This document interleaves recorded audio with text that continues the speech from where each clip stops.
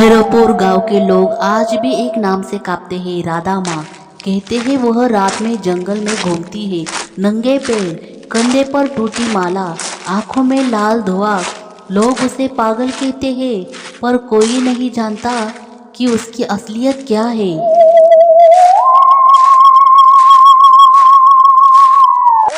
गांव का एक लड़का वीर अपनी बकरी ढूंढने के लिए जंगल की तरफ चला गया। जंगल में अजीब शांति थी, न हवा न झिझुर। अचानक टप टप की आवाज,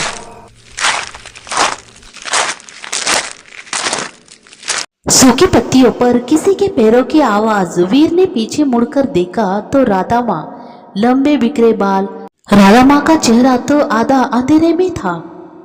राधा माँ ने धीरे से कहा कि सुन लड़के, तुम्हारे लिए ये जंगल नहीं है। वीर तो कांपने लगा। माँ, मैं बकरी ढूंढने के लिए आया हूँ।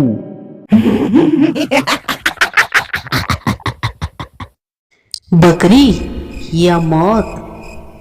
न जाने वो आवाज इंसान की नहीं थी, चिड़िया की भी नहीं थी, तो बीच में किसी की थी। तो वीर भागने लगा। पीछे से राधा माँ की पायल की आवाज गूंज रही थी।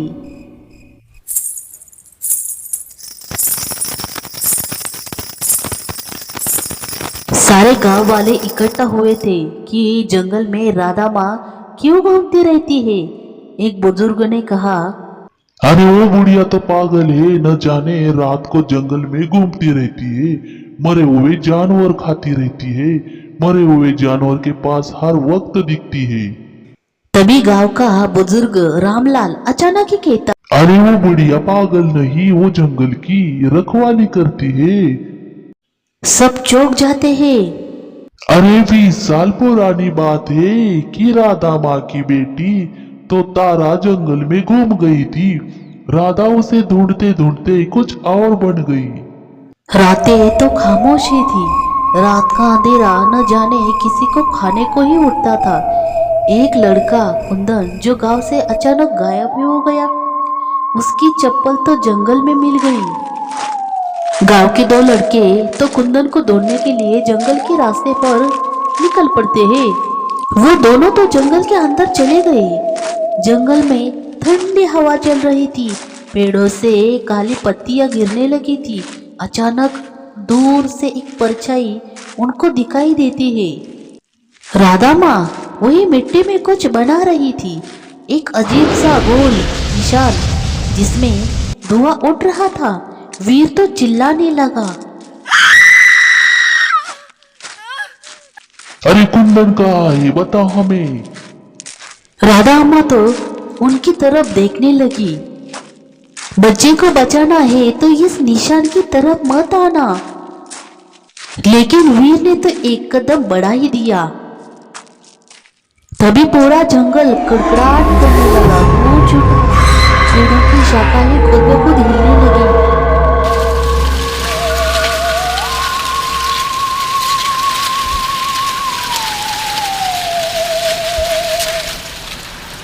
रुको, ये मृत व्रत है। राधा माँ ने तो कांपते स्वर में बताया कि 20 साल पहले भी मेरी तारा भी ऐसे ही गायब हो गई थी, यहीं पर इसी व्रत में। मैंने उसे बचाने की बहुत कोशिश की, पर कुछ था जो उसे खींच कर ले गया। क्या था वो माँ? राधा माँ की आंखें तो लाल हो गई। ये जंगल तो जीवित है बच्चों। ये जंगल तो बच्चों की आवाज निकालता है और उन्हें खुद ब खुद निगलता है। तभी जंगल के अंदर से एक बच्चा चिल्लाता है, अरे ये आवाज तो मुझे कुंदन जैसी ही लग रही है, चलो चलते हैं।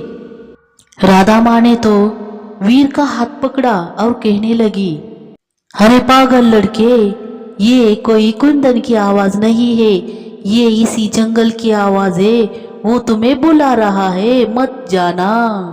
पूरा का पूरा जंगल हिलने लगा। पेड़ों के बीच काली धुंधली आकृतियां बनने लगी, मानो किसी के बच्चे के चेहरे की धुंध में बना दिए गए हो।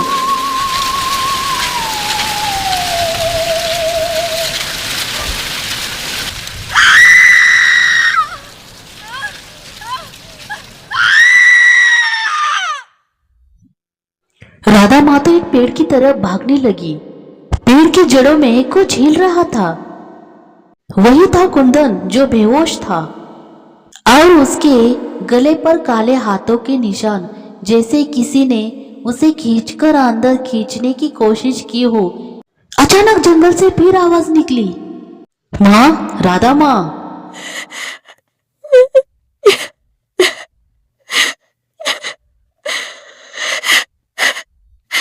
ये आवाज तो तारा की थी। राधा माँ तो कांपने लगी। राधा माँ की आंखों में से आंसू निकले और फिर गुस्सा। अरे तुझे तो मेरी बेटी चाहिए थी ना, लो मैं आ गई। राधा माँ तो वृत्त के गोल घेरे में खड़ी हो गई। तभी जंगल तेज हवा निकलने लगा, पेड़ नीचे गिरने लगे।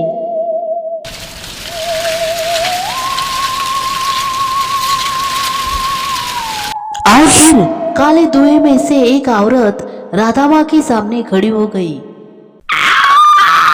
राधा माँ ने तो चिल्लाते हुए कहा, मेरी राधा को छोड़ दो।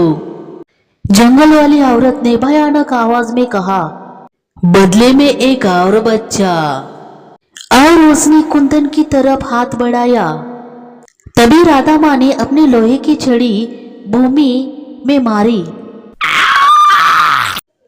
वृत्त लाल रोशनी से जल उठा, जंगल चिल्लाने लगा, धुआं फटने लगा और तभी जंगल वाली औरत की आत्मा तो पीछे हटने लगी।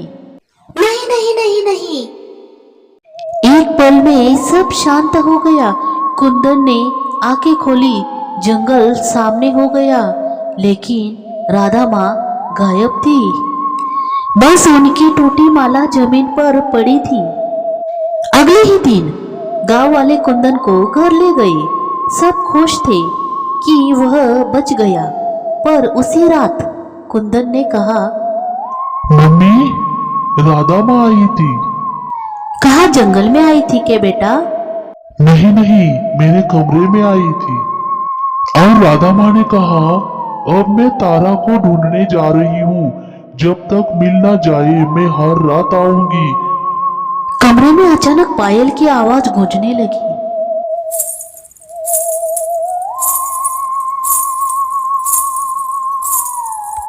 लाइट तो झपकने लगी और खिड़की के बाहर लंबे बालों वाली एक परछाई खड़ी थी। राधा माँ अब जंगल का हिस्सा बन चुकी थी।